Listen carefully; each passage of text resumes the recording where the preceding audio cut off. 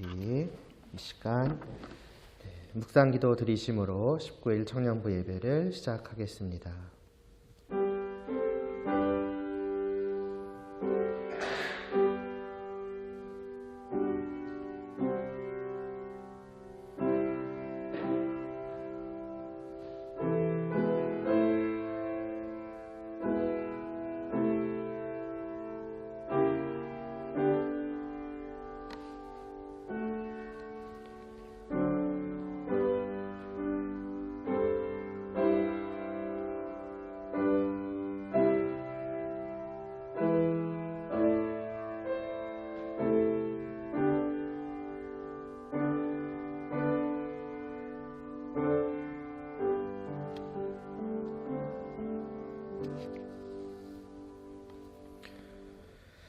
찬송하리로다. 하나님 곧 우리 주 예수 그리스도의 아버지께서 그리스도 안에서 하늘에 속한 모든 신령한 복을 우리에게 주시되. 아멘. 오늘도 하나님을 정말 찬송하기를 원하는 그러한 정말 심령들이 모여서 하나님을 예배하옵나이다.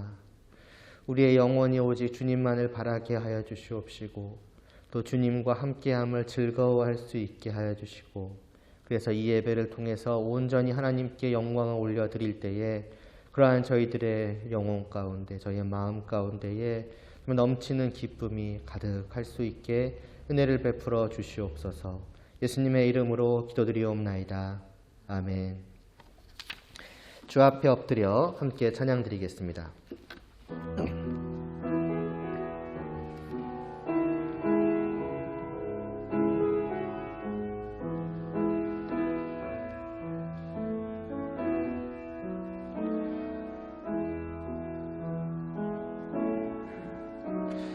주 앞에 엎드려 경배합니다. 오직 주께 주 경배합니다. 다른 신 아닌 오직 주께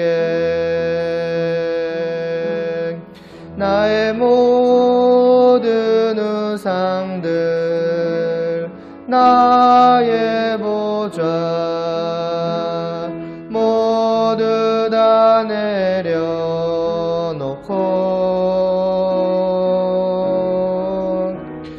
주 앞에 엎드려 경배합니다. 오직 주께 주 앞에 엎드려 경배합니다. 주 앞에 엎드려 경배합니다. 오직 주께 주 경배합니다. 다른 신 아닌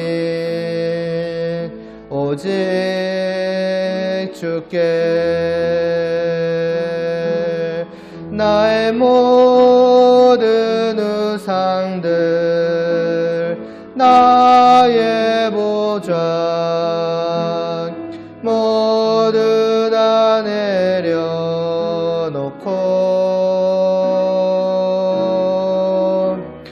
주 앞에 엎드려 경배합니다. 오직 주께.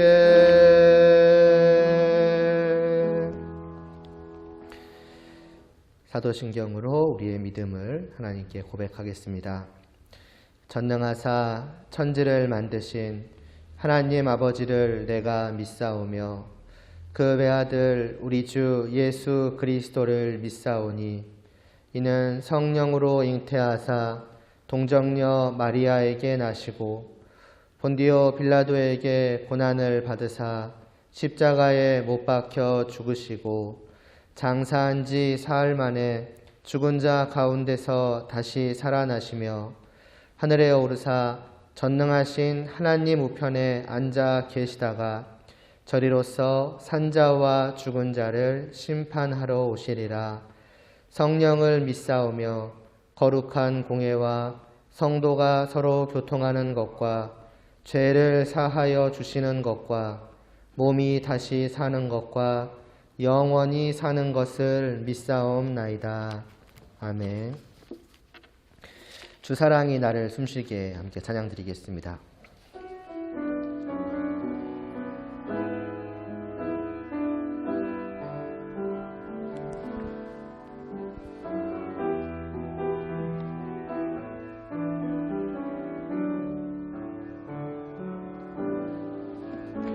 주 사랑이 나를 숨쉬게 해 세상 그 어떤 어려움 속에도 주 은혜로 나를 돌보시며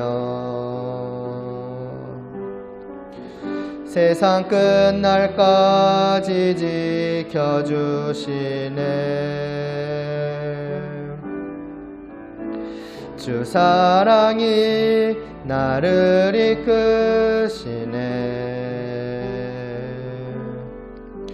내가 갈 수 없는 그곳으로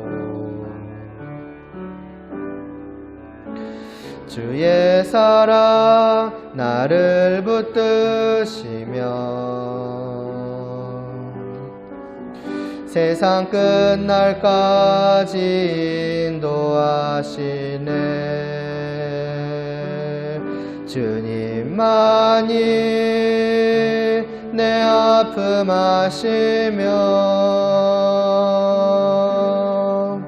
주님만이 내 맘 어루만지네.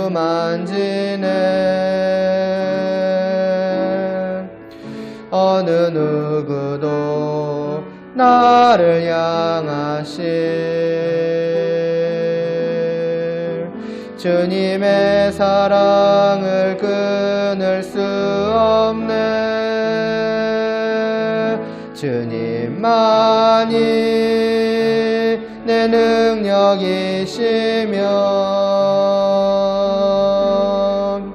주님만이 나의 구원이시네.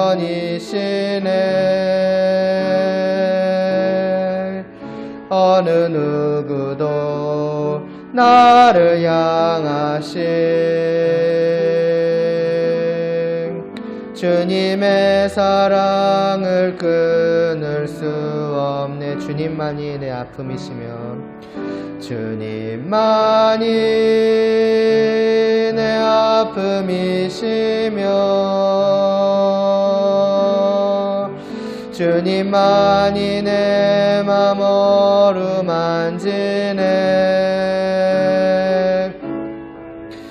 어느 누구도 나를 향하신 주님의 사랑을 끊을 수 없네. 주님만이 내 능력이시며 주님만이 나의 구원이시네.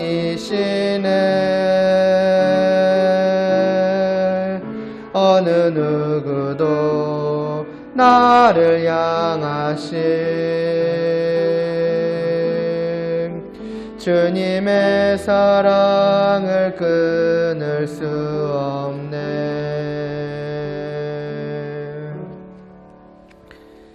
이어서 은혜로 날 보듬으시고 찬양 드리겠습니다.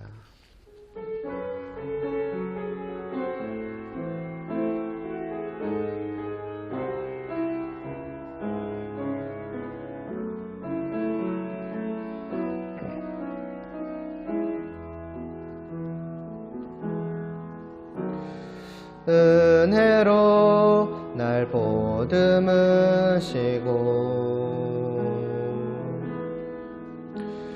사랑으로 품어주셔도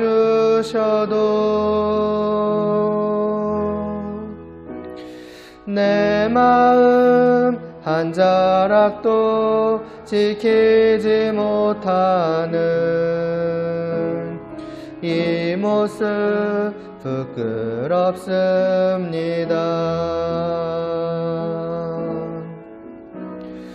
따스한 곁을 내어주신 주님 앞에 나아갑니다.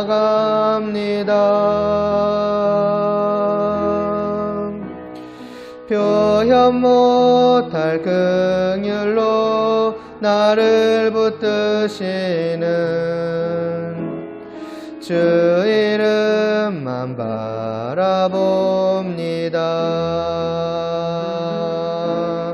매일 마주한 슬픔을 견뎌나가며 주 예수의 마음을 닮아가네. 두려운 걸음마다 주가 동행하니 주지하며 오늘을 건네 주의 신실한 소망을 깊이 담으며 주 예수의 풍요를 채워가네.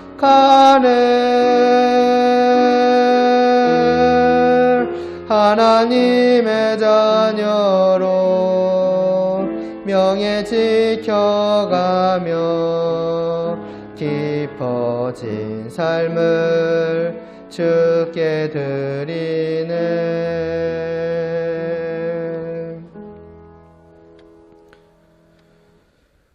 하나님 아버지, 오늘도 말씀하여 주시니 저희로 이 말씀을 듣고 또 믿음으로 받고 또 깨달아 알 수 있게 하여 주시옵소서.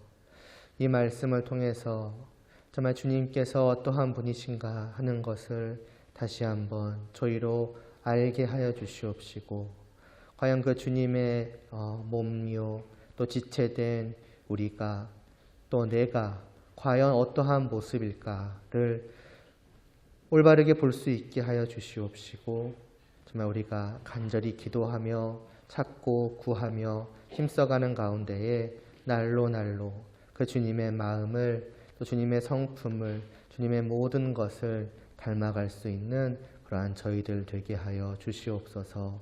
그리고 그러한 저희들이 또한 서로를 볼 때에 그 서로에게서 보여주는 주님의 모습을 통하여서 또 서로가 서로에게 영향을 주고받으며 더욱더 주님을 닮아감으로써 온 교회가 정말 하나의 교회로서 온전히 세워져 갈 수 있도록 또한 은혜를 베풀어 주시옵소서. 예수님의 이름으로 기도드리옵나이다. 아멘. 4장 보겠습니다. 에베소서 4장 25절 말씀.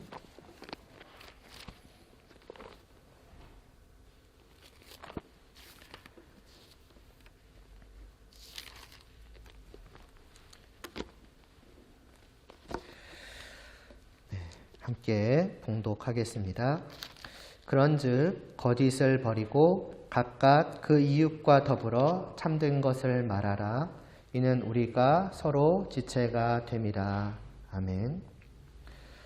하나됨에 대한 이제 어떻게 보면 실제적인 겉면이라고 할 수 있고, 그런 하나됨을 위해서는 어떻게 해야 되는가라고 할 때에 결국 먼저는 꼭 이런 순서, 어떤 논리적인 순서라기보다는 일단 그냥 생각을 해보면은 먼저는 우리 개개인이 주님을 더욱더 닮아가는 것. 말하자면 그것이 개개인이 성숙해져 가는 거라고 했죠. 더 주님의 모습에 가까워져 가는 것이고, 그렇게 주님의 모습에 가까워져 가는 서로가 서로를 통해서 서로를 보고 서로와 교제하는 가운데에서 영향을 주고받으면서 그래서 온 지체들이 더욱더 주님께로 가까워져 감으로써 우리가 하나 되어져 갈 수 있다라고 하였습니다. 결국에는 이제 성도의 이제 변화가 그러니까 우리 개개인의 변화가 필요한 것이고 그러한 개개인의 변화를 서로가 또한 봄으로써 영향을 받으면서 자라나가야 한다. 그렇게 되는 것이라 교회는 그렇게 자라나는 것이다 라고 말씀을 하였었죠. 그러면서 이러한 변화에 대해서 지난 시간에 말씀을 드렸던 것이 단순히 삶의 변화라고 해서 겉으로 드러나는 어떤 말이라던가 행동이라던가 다만 그러한 변화만이 아니라고 말씀드렸습니다. 이전과는 행동하는 게 달라졌더라. 이전과는 말하는 게 달라졌더라. 물론 그것들이 중요한 것이지만은 결국 그렇게 달라지게 만든 것은 가장 근본적으로 근원적으로 보자면은 그 영혼의 변화인 것이지요. 이전에는 말하자면 그래서 예전에 꽤 오래전이죠. 벌써 작년쯤이라고 생각이 되는데 예전에 좀비 비유를 들지 않았습니까? 그러니까 예전에 내 영혼은 죽어있던 좀비와 같아가지고 그 죄악의 그냥 본능에 따라서만 살아갔던 그런 영혼이었다라고 한다면은 이제 그 영혼은 주님 안에서 새롭게 되살아나가지고 말하자면 사람이 된 것이죠. 이제는 이전과 같은 것을 쫓아갈 수가 없는 거예요. 왜냐하면은 이전에 즐겨했던 그 모든 것들이 이제 사람이 되고 나서 보니까 맞으면 견뎌할 수가 없는 거죠. 내 영혼이 조금 쉽게 말하자면 내 마음이 이전처럼 그것을 즐기지 않는 것이죠. 그것을 가장 잘 보여주는 그러나 우리의 영혼의 달라진 모습을 가장 잘 보여주는 것이 가장이라고 하긴 어떨지 모르겠습니다만 잘 보여주는 것이 오늘 우리가 읽은 4장 25절의 말씀입니다. 거짓과 참. 이전과는 그 거짓을 대하는 그리고 참된 것을 대하는 우리의 자세가 달라지는 거예요. 이전에는 거짓이다, 거짓말이다. 물론 어느 정도 싫어했을 수도 있을 거예요. 거짓?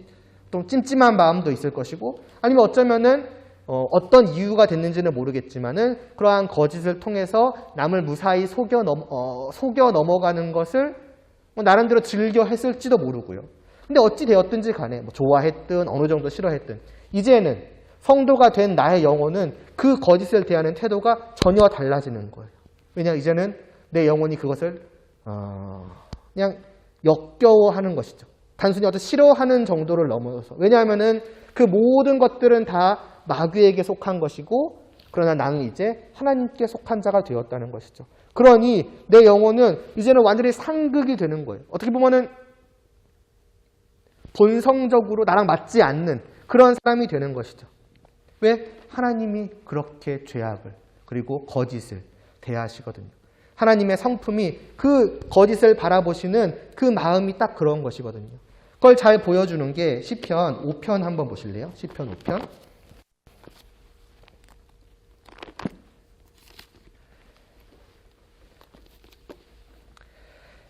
시편 5편을 보시면요. 하나님이 어떠한 분이신가라고 하는 것을 제가 부터 읽겠습니다. 제가 읽어갈게요. 시편 5편입니다. 주는 죄악을 기뻐하는 신이 아니시니 악이 주와 함께 머물지 못한다고 하지요. 죄악을 하나님은 싫어하시는 거예요. 그리고 아예 그 죄악과 함께 하시지 않는 거예요. 다르게 생각하면 그 죄를 짓는 사람을 하나님께서 어떻게 보시고 과연 그와 함께 하시려고 하시겠는가를 우리가 생각하시면 돼요. 또 비슷한 말씀이 뒤에도 나오죠. 오만한 자들이 주의 목전에 서지 못하리라고요. 하나님 앞에 서 있을 수가 없는 거예요. 왜냐하면 하나님의 성품은 그 죄악됨을 싫어하시니까요. 오만함을 싫어하시니까요. 그래서 주는 모든 행악자를 미워하시며 그러면서 이제 6절에 뭐가 나오냐면은 거짓말 하는 자를 멸망시키시이다. 하나님이 거짓을 대하시는 모습이 이와 같다는 거예요. 단순히 여러 가지 수많은 잘못들 중에서 우리는 생각할 거예요. 많은 잘못들이 있죠. 그냥 윤리적으로 도덕적으로 봤을 때 수많은 잘잘못들이 있고 아마 그 중에서 거짓말이 차지하는 그 순위는 비교적 낮을 겁니다. 거짓말 누구나 다 하는 거잖아. 물론 그것도 잘못이 아니라고는 할 수 없지만 그래도 살인이든 강도든 훨씬 더 심각한 거 많이 있잖아. 법정에 갈 만한 것들 많이 있잖아. 그거에 비하면 거짓말은 그냥 넘어갈 수 있는 정도 아니야 라고 생각할지 모르지만은 하나님은 거짓말 하던 자들을 멸망시키시리이다 하면서 그 뒤에 보세요. 여호와께서는 피 흘리기를 즐기는 자와 속이는 자를 싫어하시나이다 라고 합니다. 다른 사람의 피를 흘리는 것과 속이는 것이 같이 나와요. 하나님 앞에서 하나님이 보실 때에 그것들은 동급이라는 것이죠. 쉽게 생각하면 돼요. 살인하는 것과 거짓말하는 것, 우리는 극단적으로 엄청난 차이가 있잖아요. 우리가 생각했을 때는. 그러나 하나님은 그 둘이 똑같다는 거죠. 그 둘이 똑같이, 맞아, 하나님께서는 그것들을 싫어하신다는 거예요. 그냥 역겨워하신다는 표현도 좋을 수도 있겠네요. 우리한테 좀 더 와닿으려고 한다면은. 그러면서 보세요, 여러분. 과연 하나님이 이러한 것들을 어떻게 느끼실까? 9절 보실래요?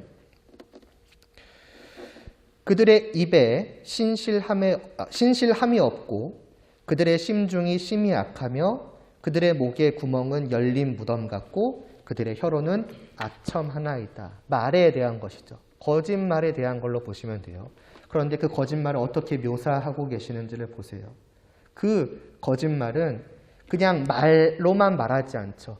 그러니까 그들의 입에 신실함이 없고 그 뒤에 그들의 목구멍에 대한 것, 그들의 혀에 대한 것, 말에 대한 것들이 중간중간에 나오는데 그 사이에 뭐가 껴있냐면은 그 심중에 악함이 껴있어요. 그러니까 말은 그냥 내 입에서 나오는 것이 아니라는 거예요. 우리의 이 마음속 깊은 곳에 있는 그 우리의 악함이 내 입을 타고 나올 때에 말하자면 그것이 거짓이라는 것이죠. 그리고 그것을 하나님께서 어떻게 표현하십니까? 이 시편 기자를 통해서 하나님께서 말씀하시는 것은 그들의 구멍은 입의 구멍이겠죠. 그들의 목구멍. 그것은 열린 무덤 같대요. 여러분 만약에 오늘날이야 우리가 무덤을 볼 일이 별로 없지 않습니까? 그러나 그냥 생각하시면 돼요. 썩은 시체가 있는 그 무덤이 열렸다고 생각을 해보세요. 그 앞에 사람이 갔을 때에 어떤 느낌이 들어요? 그 시체 썩는 냄새, 그 부패한 냄새, 또 말하자면 그 어떤 사기라고 하죠. 죽은 어떤 기운 같은 거, 어떤 그런 것들이 몰려 나와서 내 콧구멍이 그 냄새를 맡게 될 때 어떻게 될까요? 진짜 역겨워서 견뎌할 수가 없겠죠. 아마 구역질하고 토하고 도망가고 싶을 거예요. 근데 거짓말하는 그러니까 우리의 입술, 단순히 입술이 아니죠. 이 열려있는 입은 말하자면 그 무덤의 구멍인 것이고 그 죽은 시체가 썩어 부패한 시체가 묻혀있는 그 무덤 속은 말하자면 우리의 심중인 거예요. 우리의 마음, 우리의 영혼. 거기서부터 그 썩고 부패한 냄새가 내 입을 타고 나오는 것이 거짓말이라는 것이죠. 그러니까 하나님께서 거짓말을 그와 같이 느끼신다는 거예요. 정말 쉽게 생각하면은 그냥 한 3년? 3년 동안 이빨을 안 닦은 사람이 내 앞에서 말을 한다고 생각을 해보시면 돼요. 그 입 냄새를 맡을 때에 어떻겠습니까? 상상만 해도 막 싫죠. 그런 입 냄새를 맡는 사람이 내 앞에서 말을 했을 때에 정말 구역질 어떻게 보면 날 수도 있겠고 역겨워할 수도 있겠고 온갖 인상을 찌푸리면서 어떻게든 피하려고 하겠죠. 그게 하나님의 성품이 거짓말을 바라보시는 모습이라는 거예요. 그리고 바로 정확하게 그러한 모습이 말하자면 우리의 새롭게 된 영혼이 느끼는 모습이어야 한다는 것이죠. 거짓을 대하는 모습. 맞으면 거짓말을 하는 그 심중과 그 심중에서 나오는 그 거짓말을 내가 들을 때에 그건 단순히 어떤 윤리적으로 도덕적으로 거짓말하면 안 되지. 에이 저건 좀 이런 정도가 아니라 그 어떻게 보면 역겨움이 오는 거야 나한테. 거짓을 들을 때, 대할 때 거꾸로 생각하면은 내가 내 안에서 거짓된 그 마음이 거짓말로써 다른 사람에게 나오려고 할 때에 이전까지 우리는 아무렇지 않게 여겼을지 모르나 새 사람이 된 우리의 영혼은 그런 스스로의 모습에 구역질 난다는 거죠. 아, 내가 지금 이러한 것을 하고 있었구나. 나의 목구멍이, 나의 심령이 지금 이러한 것을 뿜어내고 있었구나라고 이전에는 전혀 느끼지 못했던 것이 이제는 되살아난 나의 영혼이 그것을 느끼는 거예요. 그러니까 그 거짓된 것을 견뎌할 수가 없는 것이지요. 성도는 그러한 사람이다라고 하는 거예요. 그러니까 성도는 자연스럽게 무엇을 찾겠습니까? 생각하시면 돼요. 아까도 말했던 것처럼 그러한 무덤에서 만약에 나오는 냄새를 내가 맡게 된다면은 구역질 나면서 곧바로 나는 무엇을 찾겠습니까? 내 몸이 그걸 받아들이지 못하니까 빨리 가서 신선한 공기를 마시고 싶다라고 하고 피해서 그것들을 마시겠죠. 만약에 정말 아까 같은 3년 동안 씻지 않은 그 입냄새를 만약에 내가 맡았다면은 빨리 밖으로 튀어나와가지고 하고 신선한 공기를 마시려고 하겠죠. 내 영혼도 비슷한 거예요. 거짓을 견디할 수 없고 그 대신에 그 신선한 마치 그 공기와 같은 무언가를 내가 맡고자 하겠죠. 그게 무엇입니까? 새로운 나의 영혼, 하나님을 따라서 새 사람이 된 그 새로운 심령에서 나오는, 그러니까 단순히 말이 아니라 그 말을 타고 나오는 그것을 맡기를 원할 거예요. 그것이 무엇이냐? 진실함이라는 것이죠. 참됨이라고 하는 것이죠. 진리라고 하는 것이죠. 그게 성도 안에 있는 것이고 성도가 듣기를 원하는 것이고 느끼기를 원하는 것이고 하기를 원하는 것. 성도는 그런 사람이 된다는 거예요. 그의 영혼 안에 분명히 그러한 어떻게 보면 열망, 바램, 그리고 느낌 그런 것들이 있다라고 하는 것이죠. 그래서 말하는 거예요. 시편이 잠시만요. 에베소서를 보시면은 이렇게 말을 하는 거예요. 그거를 이제 권면으로서 표현을 하고 있는 것이지요. 그런즉 거짓을 버리고 각각 그 이웃과 더불어 참된 것을 말하라. 사실 어떤 면에서 이거는 권면의 필요성이 없을지도 몰라요. 왜냐하면 본성적으로 성도는 거부할 수밖에 없으니까. 그리고 마치 그렇잖아요. 내가 막 신선한 공기를 맡아야겠다라고 생각하는 것, 그거를 즐거워하는 것은 어떤 논리가 아니잖아요. 머릿속에 생각이 아니잖아요. 본능적으로 그걸 내가 원하는 거잖아요. 나의 내 안에 있는 그 본능적으로. 비슷한 면이 있는 거예요. 그러나 동시에 성도 안에는 같이 있는 거죠. 그러한 상쾌한 공기를 맡고 싶어하는 그 선한 하나님을 따르는 새 사람과 동시에 여전히 그 옛 부패함을 그대로 놀랍게도 지금의 보서는 놀랍죠. 죽어있는 상태에서는 전혀 그게 당연한 거였지만은 새 사람이 된 이후에는 내가 이랬단 말이라고 놀라운 그것이 근데 여전히 내 안에 있는 것이죠. 그러니까 사도 바울은 끊임없이 깨우쳐 주는 거예요. 거짓을 버리고 참된 것을 말하라. 그것이 성도이다라고 하는 것. 너희는 그러해야 한다는 것. 이러한 말씀을 통해서 우리는 다시 한번 깨닫게 되는 것. 맞다. 거짓은 이런 거였지. 참된 것은 이러한 것이었지. 왜 내가 여전히 이 거짓된 공기를 들이마시고 있었지? 왜 우리 사이에 서로 그냥 입냄새를 풍기면서도 아무렇지 않게 여기고 있었지? 우리는 그런 사람들이 아니잖아. 버려야지. 깨끗이 씻어야지. 이런 생각들을 이제는 가질 수가 있는 것이고, 그런데 이것이 단순히 참된 것을 말한다라고 했을 때에 그냥 사실을 말한다라고만 생각을 하시면 안 됩니다. 단순히 그냥 거짓말하지 않고 그냥 사실만 말하면 되는 거 아니야? 그렇게만 생각을 하시면은 분명히 안 될 거예요. 왜냐 하면은 하나님께서 그런 분이 아니시기 때문이죠. 진리이신 하나님, 진실하신 하나님, 하지만은 우리가 경험했던 그 참되신 하나님의 그 참되심은 우리가 무엇을 경험했습니까? 단순히 하나님은 거짓말을 하지 않으시고 단순히 사실만을 말하시는 분이신가? 다만 그것이 아니에요. 하나님의 진실하심, 하나님의 진리는 우리를 살리셨어요. 죽었던 우리를 살리셨고 넘어져 있던 우리를 일으키셨고 상처받은 우리를 위로하시는 것이 하나님의 진리예요. 단순히 사실 그 이상의 무엇이라고 하는 것이지요. 더 생각을 해보면은 왜 그렇습니까? 왜 하나님께서는 우리를 진리를 통해서 살리시고 고치시고 위로하시고 그렇게 하시는 것입니까? 그 하나님의 성품 속에 있는 것은 다만 진실하심만 있는 것이 아니라 선하고 또 의로우심과 또 무엇보다 우리에게 가장 크게 와닿는 것은 우리를 향한 사랑이 있기 때문이죠. 말하자면 하나님 안에 있는 그냥 모든 좋은 성품이, 그냥 단적인 예로 우리를 향한 사랑이라고 할게요. 우리를 너무나도 사랑하시는 그 사랑의 마음이 진실하신 하나님이시기 때문에 조금도 가리우시지 않으시고 그 마음을 또 조금도 어떻게 보면 왜곡시키지 않으시고 있는 그대로 진실하게 다 드러내어 보여주시는 거예요.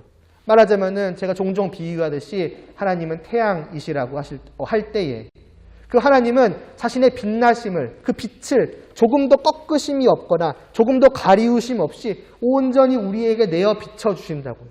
그런 면에서 하나님은 참으로 진실하신 분이시죠. 진실하게 우리를 위하시며, 그래서 그 하나님의 진실하심은 우리에게 그냥 사실만을 말하고자 하시는 것이 아니라 그것을 말씀하심을 통해서 우리를 위하시는 거죠. 그러니까 쉽게 말하면.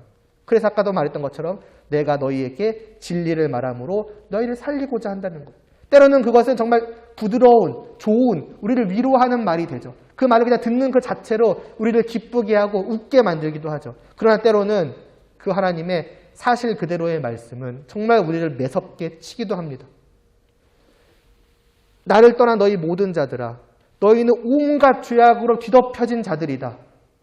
그대로 너희는 지금 멸망의 길로 나아가고 있으며 그 끝은 정말 무서운 지옥의 영원한 형벌이다. 죽음이다. 고통이다. 그것이 바로 지금 너희들의 비참한 상태이다라고 하나님께서는 말씀하시는 거예요.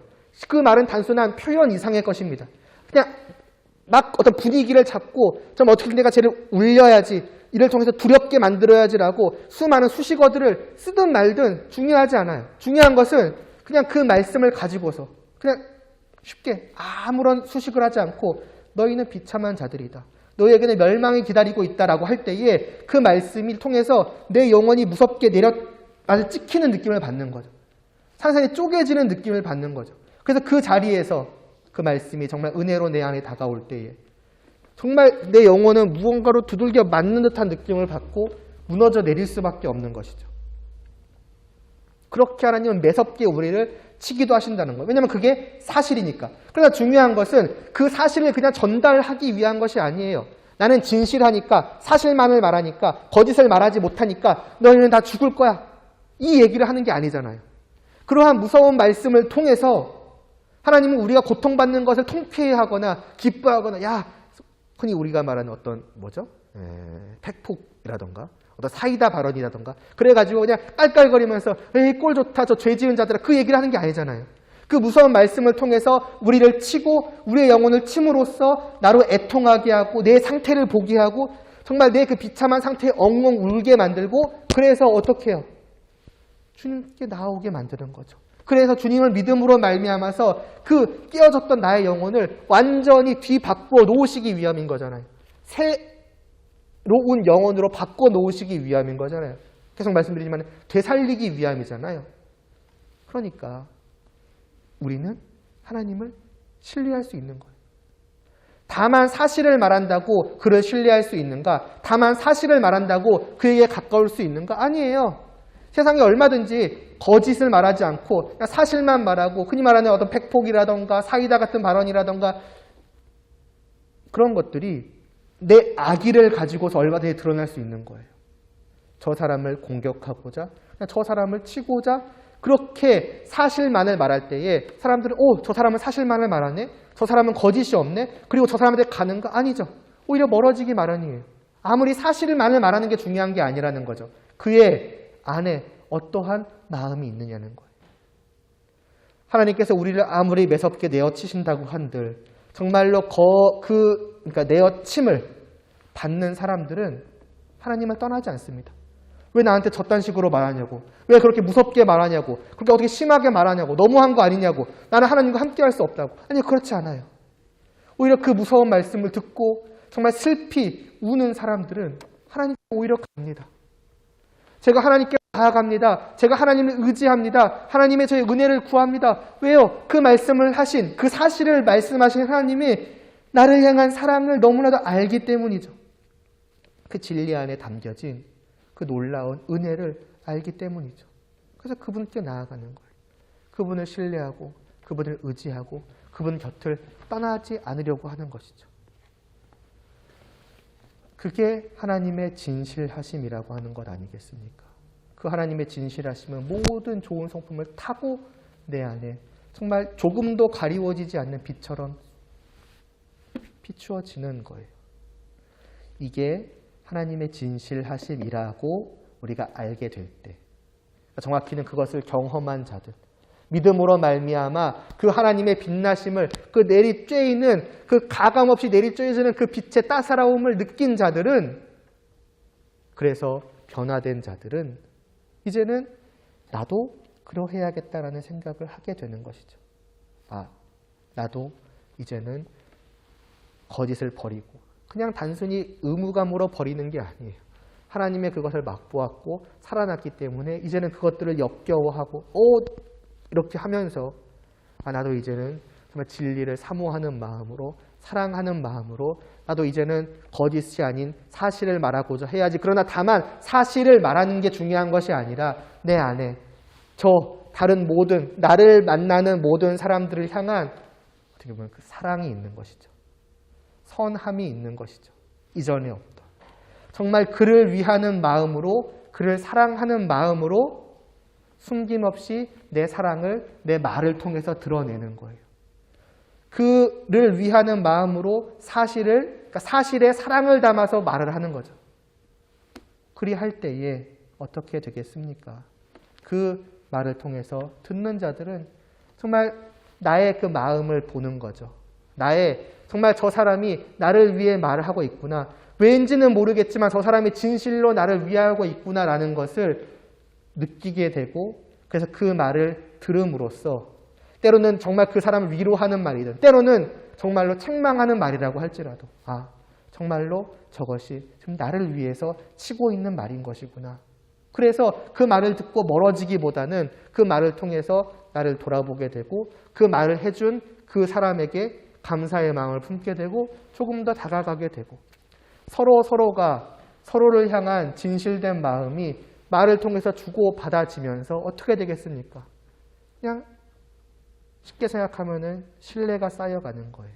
서로에 대한 믿음이 생겨나는 거예요. 그리고 우리가 하나님께 진실하신 하나님께 다가갔던 것처럼 서로에게 더 다가가는 것입니다.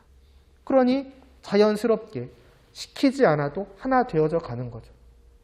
교회 안에서 어쩌면 지금은 그래도 여러분들이 비교적 젊기 때문에 그러한 것들에 대한 경험이 별로 없을지도 모르지만 어른이 되어가면 되어갈수록 그러니까 사회생활에 어떻게 보면 좀 더 찌들어갈수록 이제 만약에 교회 안에서 또 교제를 해 나아간다고 했을 때 그냥 주일날 와서 그냥 인사하고 허허 겉으로 웃고 끝나는 그 관계 그 이상의 무언가를 조금 더 내가 이 교회 안에서 서로와 더 정말 긴밀한 관계를 맺어가고 싶다. 더 친해져 가고 싶다라고 할 때에 걸림돌이 무엇이겠습니까?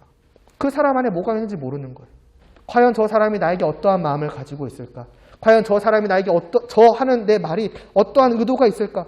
비꼬는 말은 아닐까? 돌리는 말은 아닐까? 아니면 지금 내 앞에서는 저런 식으로 말하지만은 나중에 뒤에 가서는 딴소리 하는 거 아닐까? 그러니까 신뢰할 수가 없는 것이죠. 또 그런 것들이 경험되어져 가는 거예요. 교회 안에서도. 그래서 크게 데이는 거죠.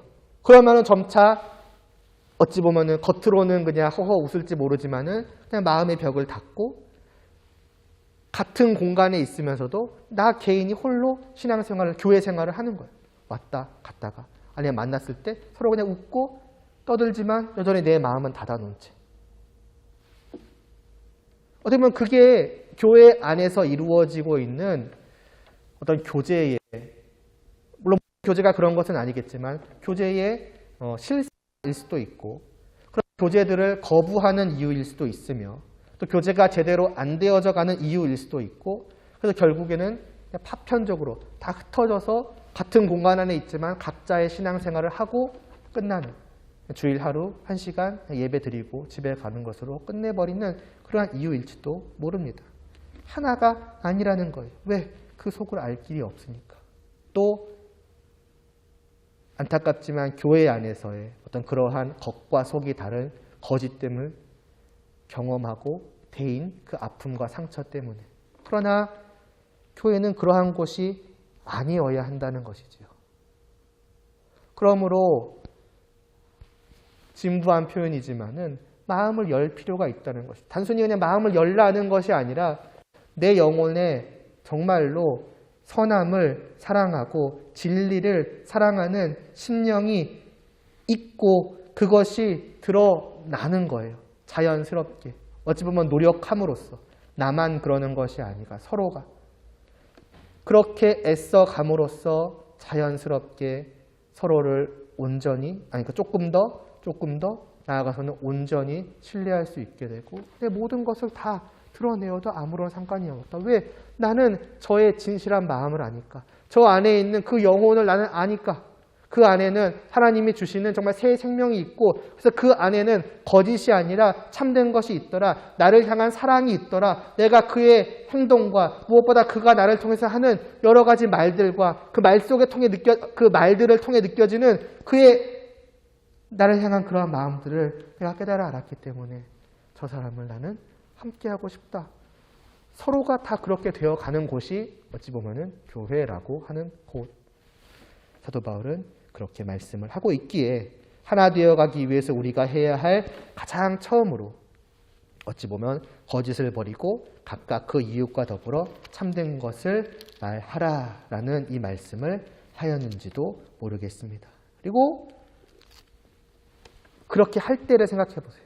성도가 그렇게 거짓을 버리고 진실된 것을 말하기 시작할 때에 그 성도는 무엇을 느낄까요? 말로 다 할 수 없는 기쁨과 즐거움과 행복감을 느낄 것입니다. 왜? 첫째로 그것이 바로 하나님의 성품이니까.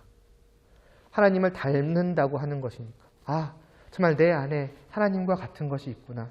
내가 사랑하는 하나님과 같은 그 참된 것이, 참된 마음이 다른 사람을 사랑하는 속에서 같이 지금 우러나오고 있구나. 정말로 나는 하나님의 자녀가 맞구나. 왜요? 닮았으니까. 아빠와 닮은 게 자녀 아니겠습니까? 정말 나와 하나님을 닮았구나. 감히 말할 수 있는 거죠. 아, 내 안에 하나님의 그것이 있구나. 몇 절입니까? 24절이죠. 23절부터 오직 너희의 심령이 새롭게 되어 하나님을 따라, 조금 쉽게 말하면 하나님을 닮은 거죠. 하나님과 같은 거죠. 자녀니까 그게 내 안에 있구나. 이 얼마나 좋은 거예요. 그러니까 진실된 마음으로 진리를 말할 수 있다는 것만큼 성도에게는 어떻게 보면 기쁜 게 없는 거예요. 확인하는 거거든요. 증거이거든요. 그러니까 즐겁고 기쁜 것이죠. 뿐 아니라 그렇게 그냥 사실 연결된 거긴 한데 잠시 하나님을 떼어놓고 생각을 해봐도 그 자체를 즐거워하는 거예요. 왜요? 아까 말했잖아요. 신선한 공기를 마시고 싶어하는 것은 논리가 아니에요. 그냥 내 본성이에요. 성도된 나의 본성이 그걸 즐거워하는 거예요. 그러니까 어찌 보면은 여러분 참된 것을 말하십시오. 참된 것을 말하면 이러이러한 일이 생겨서 즐거울 거예요가 아니에요. 사실은. 그냥 참된 것을 말하는 것 자체가 나에게서는 기쁨인 거예요. 조금 다르게 말하면, 넓게 말하면은 성도로 살아가는 삶 자체가 성도에게는 기쁨이요, 즐거움이요, 행복이에요. 살아갔더니 뭐가 있더라가 필요가 없는 거예요. 그냥 살아가는 것 자체가 기쁨이고 즐거움이에요. 날마다 상쾌한 공기가 나를 가득 감싸고 있다라고 생각을 하시면 됩니다. 성도의 삶이란 게 그러하다는 거예요. 진실된 마음으로 진리를 말하는 것. 그러니까 넌 왜 그렇게 살아? 어떻게 그렇게까지 다른 사람을 위하는 그 마음을 가지고서 다른 사람을 어떻게 보면 속이기보다는 속인다거나 뭐 어째까지 무사히 그냥 넘겨야지 이런 것이 아니라 진실된 마음으로 진실된 말을 그렇게 하면서 살아갈 수가 있어. 어떻게 그렇게까지 다른 사람을 위할 수가 있고 그런 말을 할 수가 있어. 왜 그냥 거짓으로 넘어가려고 하지 않아? 라고 했을 때 사실 성도의 어찌 보면 대답은 이거일 수 있어요. 그냥 그게 즐거워서라는 거예요. 어떠한 논리적인 이유가 있기 때문에 그것이 합당하기 때문에 그게 아니고 그냥 마치 맛있는 음식을 먹는 거에 이유가 없는 것처럼 그냥 나는 그게 너무 좋아. 그게 난 너무 즐거워. 왜냐하면 내 영혼이 그것을 기뻐하거든. 내 영혼이 그것을 받기를 원하거든. 그러니까 나는 할 수밖에 없어. 어떻게 보면 이렇게 성도는 되는 것이죠. 그리고 더 그렇게 되어져 가는 것, 더 강렬하게 마치 신선한 공기를 마시듯이 진실된 마음으로 진실된 말을 하는 것을 즐거워하는 것이 더 내가 주님을 닮아가고 있다, 더 성숙해져 가고 있다라는 반증이라고 할 수가 있을 것입니다. 그래서 지난주에 마무리하면서 했던 말씀을 다시 한번 드리고 좀 마칠게요. 여러분의 영혼은 과연 어떠냐는 겁니다. 내 영혼은 그냥 이 참과 거짓만을 놓고 봤을 때 과연 내 영혼은 뭐에 반응하냐는 거죠. 거짓을 대하는 나의 마음은 어떠하고 참된 것을 대하는 나의 마음은 과연 어떠하냐는 거죠. 시간에 말씀드렸던 것처럼 어쩌면 내 영혼이 아무런 반응이 없다라고 한다면은 그것은 어쩌면 내 영혼이 여전히 죽어 있다는 것을 보여주는 것일지도 모른다는 거예요. 그것을 안다면 가만히 있을 수 있겠습니까? 그건 나의 죽음을 의미하는데요. 그러니까 만약에 이러한 말씀을 통해서 진지하게 내 마음, 내 속, 내 영혼을 들여다보고 내 영혼이 여전히 아무런 반응이 없다라고 느껴진다면은 우리는 무엇을 위해 기도할지 명백하지 않겠습니까? 내가 이미 성도라고 해도 마찬가지예요. 아니 성도면 오히려 더 그래야 되는 거예요. 나는 이미 구원받은 성도이다. 그런데 반응하지 않는다? 그럼 어쩌라고? 나 어쨌든 성도인데 구원받았는데. 그럴 수가 없는 거죠. 왜냐하면 그 나의 모습을 하나님께서 어떻게 보실지가 뻔하거든요. 견디할 수가 없는 거예요. 그래서 마지막으로 이 말씀만 보고 마칠게요. 시편 51편. 지난주에 봤던 말씀인데 조금 다른 관점으로 봐볼게요. 시편 51편. 다윗의 시입니다. 다윗이 죄를 짓고 거기 아마 제목에 나와 있을 거예요. 밧세바와 동침한 후에 선지자 나단이 그를 쳤을 때 이 다윗이 자기의 죄를 깨닫고 뭘 하나님께 기도했는지를 보세요. 당연히 그 앞에는 뭐가 나와 있겠습니까? 하나님 용서하여 주세요가 나와 있는 거죠. 11절 말씀 보실래요? 나를 주 앞에서 쫓아내지 마시며 주의 성령을 내게서 거두지 마소서. 견뎌할 수가 없는 거예요. 아까 말했잖아요. 5편에서 봤잖아요. 죄악 또 행악자 하나님의 목전에 설 수 없다. 너무나 잘 아는 거예요. 하나님이 나를 그 죄악된 나를 어떻게 보실지 아니까 견뎌할 수가 없는 거. 하나님 제 죄를 깨달았습니다. 하나님이 저를 어떻게 보실지 압니다. 제발 그러하지 말아 주시옵소서. 긍휼히 여겨 주시옵소서. 쫓아내지 말아 주시옵소서. 저에게서 주님의 그 생명을, 주님의 성령을 거두어가지 말아 주시옵소서. 만약 그렇다면 전 견디할 수 없습니다. 그러면서 뭐를 구합니까? 바로 그 앞에 하나님이여 내 속에 정한 마음을 창조하시고 내 안에 정직한 영을 새롭게 하소서. 성도예요. 이미 그 안에 분명히 그 영혼이 있어요. 그럼에도 불구하고 그는 아는 거예요. 죄악이 자꾸 갉아먹는 것 같다는 거예요. 그러니까 구하는 거예요. 하나님 달라고 주시옵소서. 새롭게 하여 주시옵소서. 정하고 깨끗하고 정직한 그러한 영혼을 제 안에 허락하여 주시옵소서. 그래서 그 뒤에 12절을 또 이런 말씀입니다. 주의 즐거움을 내게 회복시켜 주시옵소서. 조금 다르게 표현하면 그 선함에 대한 구원 얻은 자만이 가질 수 있는 새로운 영혼만이 느낄 수 있는 그 참된 것, 오늘 말씀에만 한정시키면요. 참된 것을 즐거워하는 그러한 마음, 그러한 영혼을 저에게 허락하여 주시옵소서. 왜 제가 어느새 그 모든 것들을 다 잃어버렸는지 모르겠습니다. 어느새 제 영혼이 그런 것들 전혀 반응하지 않았는지 모르겠습니다. 하나님 허락하여 주시옵소서. 그러한 그러한 간구를 하나님께 드리고 있잖아요. 그렇다면 오늘 우리도 바로 이와 같은 기도가 우리의 입술을 통해서 진실로 이것을 구하는 마음으로부터 나오는 입술의 기도가 하나님께 드려져야 하지 않겠습니까? 과연 나의 영혼을 위해서 여러분은 무엇을 하나님께 구하고 있는지요? 다시 한번 참과 거짓을 대하는 우리의 그 마음에 대한 말씀을 보면서 이 한 주간도 우리가 무엇을 찾고 구해야 할지를 진지하게 생각해 볼 수 있기를 바랍니다. 기도드리시겠습니다. 하나님 아버지, 정한 마음을 허락하여 주시옵소서. 정직한 영을 새롭게 하여 주시옵소서. 혹 아직까지 우리가 구원받지 못한 정말 죽어있는 영혼이라면 주님 이러한 말씀을 통해서 우리가 그러한 나 자신을 돌아볼 때에 정말 깊이 애통하게 하여 주시옵시고 정말로 하나님을 간절히 찾고 구하며 이 나의 영혼을 살려달라고 살려주시옵소서라고 하나님 이 저를 구원하여 주시옵소서라고 제 영을 새롭게 하여 주시옵소서라고 기도할 수 있게 하여 주시옵시고 이미 구원받은 성도임에도 불구하고 여전히 죄악으로 향해 가는 그 나의 모습을 이 말씀을 통해 다시 한번 보게 되었다면은 하나님 아버지 마찬가지로 이 다윗과 같은 기도가 우리의 입술을 통해서 나올 수 있게 하여 주시옵소서. 죄악된 자가 행악자가 하나님의 목전에 서지 못하는데 어떻게 우리가 아무렇지 않게 거짓을 우리의 마음에 품고 입에 달고 살아갈 수 있겠습니까? 그렇게 살면서도 아무렇지 않게 오히려 즐거워하며 살아갈 수 있겠습니까? 다시 한번 이 모든 말씀을 통해서 우리의 영혼을 정말 강하게 내리쳐 주시옵시고, 그래서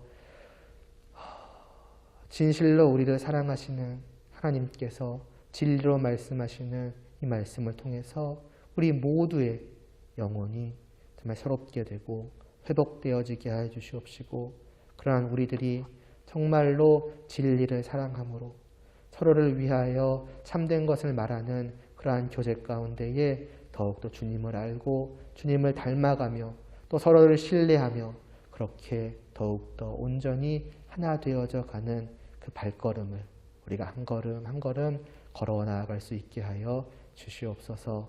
예수님의 이름으로 기도드리옵나이다. 아멘.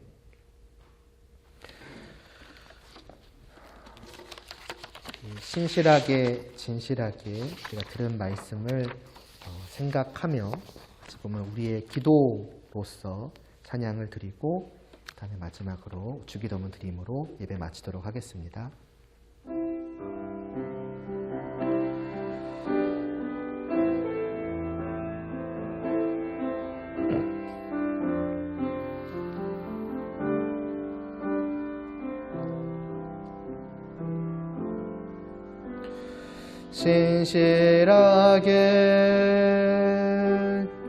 진실하게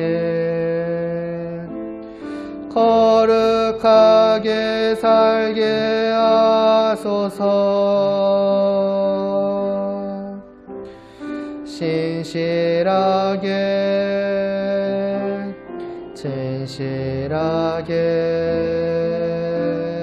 거룩하게 살게 하소서. 하나님,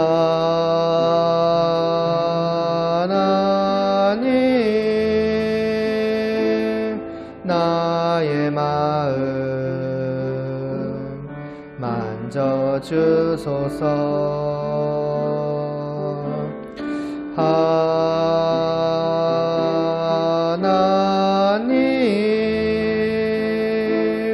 나의 영혼 새롭게 하소서. 진실하게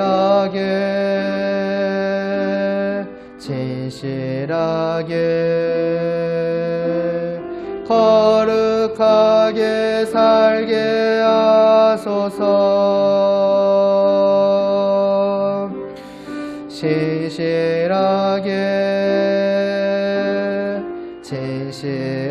진실하게 거룩하게 살게 하소서. 하나님,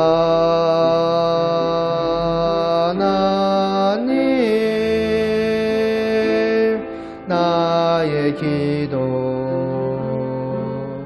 들어주소서. 하나님,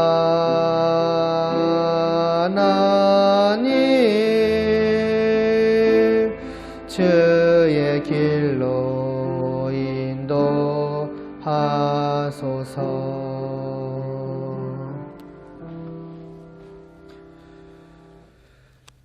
하늘에 계신 우리 아버지여, 이름이 거룩히 여김을 받으시오며 나라에 임하옵시며 뜻이 하늘에서 이루어진 것 같이 땅에서도 이루어지이다.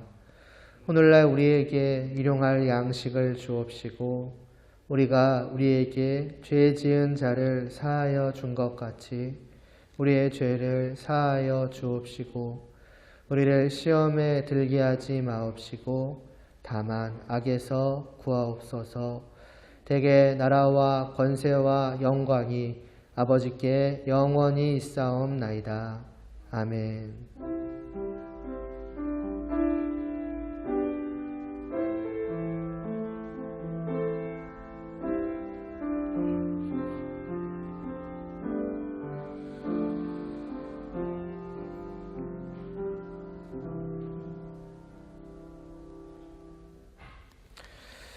네, 광고는 하나입니다. 장례식이 있어서 저희가 가야 되거든요. 그러니까 다 교육자들, 저희 이게 아니라 저희가 가야 되거든요. 그러니까 빠르게 좀 정리를 부탁드리겠습니다. 네, 그것뿐입니다.